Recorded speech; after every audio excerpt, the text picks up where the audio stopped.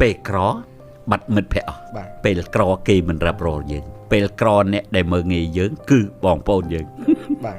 ឯកភាពបើមានបងប្រុសមួយដែលជាច្បងគេហើយអ្នកគ្រប់គ្រងរ៉ាប់រងទាំងអស់មានអត់អីតែបើថាបងប្អូន5នាក់អញ្ចឹងមើងងាយគ្នាបែកបាក់មកគូសិក្សាមកហើយមិនដឹងថាបងមានប្អូនមានអីក៏ដោយក្នុងមួយចំណោមហ្នឹង3 4 5នាក់ចុះឧទាហរណ៍ទេមានម្នាក់មានហើយម្នាក់ហ្នឹងកាត់ឡើងអត់រួចសោះកាត់ឡើងអត់រួចមិនមែនក៏អត់ចង់មានទេតែក៏អត់មានឱកាសក៏រកខីអត់ឃើញមែនអត់តរ៉ាប់គេក៏គេអត់រ៉ាប់តរគេក៏គេមិនចង់និយាយសាច់ញាតិយើងនឹងហើយគឺមើងងាយយើងមកគេបន្ទាប់មកគឺសាច់ថ្លៃបងថ្លៃប្អូនថ្លៃប្រមាថយើងមើងងាយយើងពេលហ្នឹងគេឌីលយើងថាម៉េចអាមិនខ្មោចអាមិនខ្មេះអាមិនកណើតមែនអត់គឺអ្នកដែលប្រមាថមើងងាយ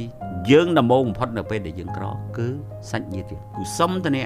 ភាកតិចណាស់ដែលចេះជួយគ្នាឧទាហរណ៍ថាមាន5នាក់មាន3នាក់ល្អ2នាក់អន់ចេះយត់យងនេះមិនងាយមានទេច្រើនតែជន់ថែម